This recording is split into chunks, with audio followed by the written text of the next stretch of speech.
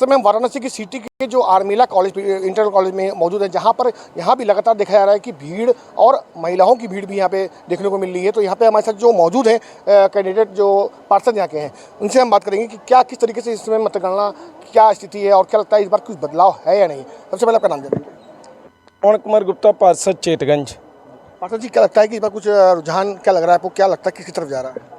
रुझान तो स्पष्ट है, मोदी जी 400 पार हैं देश में और 10 लाख पार होंगे काशी में। अच्छा, कहीं ना कहीं देखा जा रहा है कि गठबंधन को भी लोग प्यार दे रहे हैं काशी में। तो एक तरफ देखा जा रहा है कि हमारे प्रधानमंत्री मोदी जी यहाँ के 2 बार के सांसद रह चुके हैं, तीसरी बार एक बार फिर चुनाव चल रहा है। तो इस बार जो रुझान को देखते हुए अगर बात की जाए तो जिस तरीके से इंतजाम किया गया है, जो लोग मतदान देने आ रहे हैं उनके लिए किस तरीके का आप लोगों की तरफ से इंतजाम किया गया है?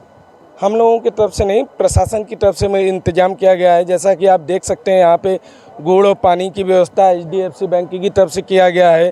पीछे आशा कतरियों के द्वारा दवा और ORS घोल की व्यवस्था की गई है हमारे मतदान केंद्रों पे। और आज जो हम देख रहे हैं काशी की जनता में एक अलग का उत्साह है और उस उत्साह का देन है कि अभी तक हम लोग 50% प्लस हो चुके हैं, जैसा कि आपको भी जानकारी होगा। और काशी की जनता से अब मोदी जी से सीधा जुड़ा हो गया है, क्योंकि वो सीधे वो परिवारजनों कह के संबोधित करते हैं काशी की जनता को। अब वो यहाँ के लोगों के लिए एक अलग स्थान रखते हैं अपने दिल में, इसलिए काशी की जनता भी उनको अपने दिल में बसा ली है और निश्चित तौर पे 10 लाख पार होने की संभावना है। चलिए, ये बात तो रहेगी। और बात अगर की जाए तो 10 लाख पार मतलब मोदी जी का जो नारा था और 400 पार का नारा था वो तो है ही है। अगर बेरोजगारी और रोजगारी की बात करें तो क्या लगता है जनता इस बार जो मुद्दे पे वोट दे रही है? आपने मतदान दिया? हाँ, देखिए, बेरोजगारी और ये जो है ये सब चीज़ें तो हमेशा से रही है, लेकिन आज जो राष्ट्रीय स्तर पे जो देश का साख बढ़ा है उसको भी देखा जा सकता है। जो क्षेत्रीय स्तर पे जो काशी की जनता चारों तरफ अपनी चौमुखी विकास देख रही है, उस विकास के मुद्दे पे वोट कर रही है। और जो देश और विदेश में राष्ट्र का गौरव बढ़ा है उस बात पे वोट कर रही है काशी की जनता। अच्छा जी, देखने को मिलता है कि हर बार का जो चुनाव होता है, जिस हिसाब से आप बता रहे हैं कि 50% अब तक मतदान हो चुका है, समय के हिसाब से 3, सवा 3, साढ़े 3 हो रहा होगा, तो इतना परसेंट जो इतना आगे जा रहा है हर साल हर चुनाव से देखा जा रहा है। अगर नज़र रखा जाए तो इस बार का कुछ परसेंट ज़्यादा है, तो क्या लगता है इस बार की जनता जागरूक ज़्यादा है? हाँ, इस बार नए वोटर जो हैं उनकी भूमिका अहम है और उन्हीं का देन है कि इस बार परसेंटेज अच्छा होने की संभावना है। और दूसरी चीज़, एक जो प्रधानमंत्री जी कन्याकुमारी में बैठ के ध्यान कर रहे हैं और उसका परिणाम हम लोगों को ये मिल रहा है कि आज जो कल तक हम लोग 48 डिग्री टेम्परेचर में थे, आज यहाँ का टेम्परेचर 40 से नीचे चला गया और अभी तक बदरी का माहौल था और मौसम भी खुशनुमा हो चुका रहा, जिसके कारण से वोटिंग प्रतिशत हम लोगों का अच्छा हुआ है। तो ये हमारे साथ सभासद जी जुड़े हुए थे, इनसे भी हमने बात किया और उनका भी रुझान जाना क्या चल रहा है काशी में और क्या इस समय परसेंट वोट मतदान हो चुका है। अभी समय और बचा हुआ है, आगे भी अपडेट आपको देते रहेंगे हम। इस समय अगर बात की जाए काशी की, तो काशी की अगर बात की जाए तो मोदी जी का संसदीय क्षेत्र है और वहीं अगर बात करें तो गाजीपुर के बाद काशी की भी निगाह मतलब कि देश की काशी पर भी है। और यहाँ से प्रत्याशी अगर बात करें तो नरेंद्र मोदी जो कि यहाँ के एक प्रत्याशी हैं और दूसरा कांग्रेस के अजय राय जी हैं। तो हम कुछ यहाँ पे व्यापारी अध्यक्ष जी हैं, उनसे बात करना चाहेंगे कि क्या लगता है कि सुबह से जिस तरीके से मतदान चल रहा है तो इस बार क्या कुछ बदलाव है या फिर से एक बार मोदी सरकार है? सबसे पहले आपका नाम जानिए। प्रेम मिश्रा, अध्यक्ष महानगर उद्योग व्यापार समिति। आपने अपना कीमती मतदान दे दिया? जी, मैं वोट डाल चुका हूँ और हमारे इस बूथ पे 60% से ऊपर वोटिंग हो चुकी है। क्योंकि सुबह से मौसम अच्छा था और इस क्षेत्र की महिलाएं और पुरुष अधिकतर संख्या में यहाँ निकले हैं और उन्होंने अपनी वोटिंग की है।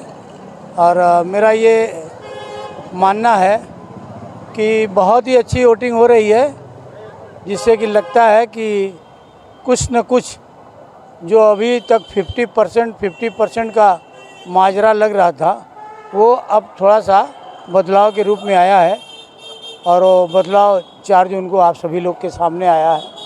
और व्यापारी वर्ग जो है, जो थोड़ा ऑनलाइन के मुद्दे को लेकर के और महंगाई को मुद्दों को लेकर के जो मोदी सरकार से थोड़ा नाराज़गी जाहिर किया था, धीरे धीरे समय आने पर पटरी पर आ जाएगा।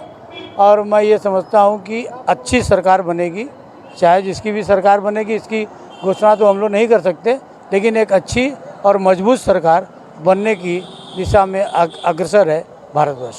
बहुत बहुत धन्यवाद। तो और भी मैडम है, इनसे भी बात करेंगे। मैंने आपने अपना कीमती मतदान दे दिया है, क्या कुछ कहना चाहेंगी, कैसा लग रहा है? मतदान तो दे दिए, बहुत अच्छा लग रहा है। बस यही है कि सरकार जो भी आए वो महंगाई के मुद्दे को पहले सब देखे। क्या लगता है इस बार कुछ बदलाव है क्या नहीं काशी की तरफ से? कुछ कहा नहीं जा सकता, लेकिन हो भी सकता है। अगर जो भी सरकार आवे वो महंगाई के मुद्दे को और व्यापारी वर्ग के मुद्दे को। आपने किस मुद्दे पे दिया है?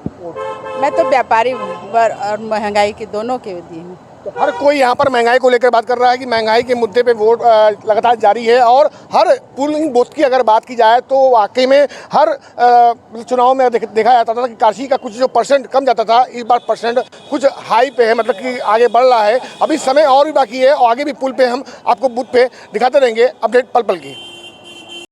कुछ और भाई साहब लोग हमारे साथ जुड़े हुए हैं, मतदान केंद्र के बाहर खड़े हुए हैं।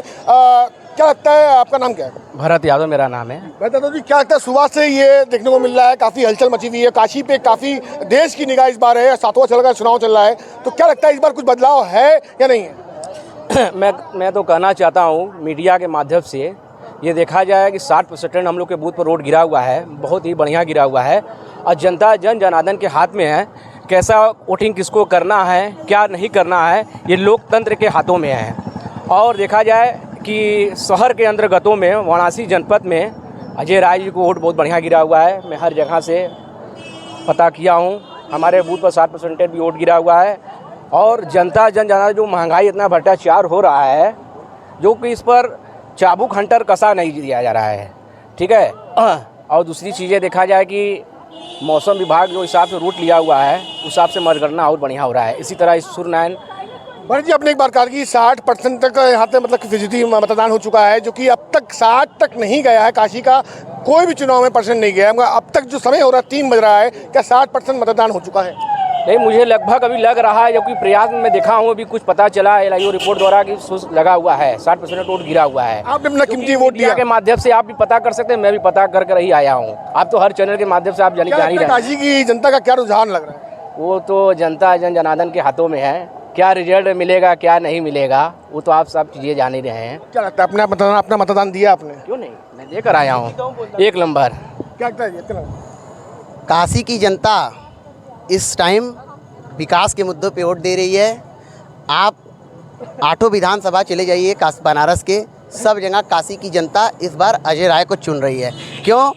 क्योंकि अगर बनारस में कोई कार्य होता है, कोई दुर्घटना होती है, आप चले जाइए, कैंट दुर्घटना हुई थी, पुल गिरा था, तो उसमें नरेंद्र मोदी जी गुजरात से नहीं आए थे, यहाँ के अजय राय जी आए हुए थे। तो इसलिए हम लोग का कबीर चौरा क्षेत्र है, पिपरानी कटरा है, मलदैया है, ये सब हम लोग क्षेत्रगज हम लोग अपने बूथ को मजबूत करके अजय राय जी को भारी से भारी मतों से हम लोग विजय बनाएंगे। और आपने बताया कि यहाँ के जब पुल गिरा था तो अजय राय जी पहुँचे थे, मतलब कि गुजरात से PM मोदी नहीं आए थे, मगर CM योगी तो आए थे। तत्काल में वहाँ पे पुल गिरने से आधे घंटे के बाद वहाँ स्वयं अजय राय जी पहुँचे हुए थे। तो मैं अजय राय जी को, मुख्यमंत्री भी मौजूद थे वहाँ पे, मौजूद थे, लेकिन पहले यहाँ के क्षेत्र के जो हम लोग के नेता हैं अजय राय जी, पहले वो पहुँचे हुए थे। उन्होंने काशी की जनता को मदद किया था, कबीर चौरा में लाया था, एम्बुलेंस के तौर पे बहुत मदद किया था। लेकिन इसलिए काशी की जनता इस बार अजय राय जी को भारी मतों से विजयी बनाएगी और हम लोग हर बूथ जीतने के लिए तैयार, क्योंकि सबसे बड़ा मुद्दा बेरोजगारी है, व्यापारी परेशान है, महंगाई चरम सीमा पे है, किसान भुखमरी के कगार पे आत्महत्या करने के लिए मजबूर है।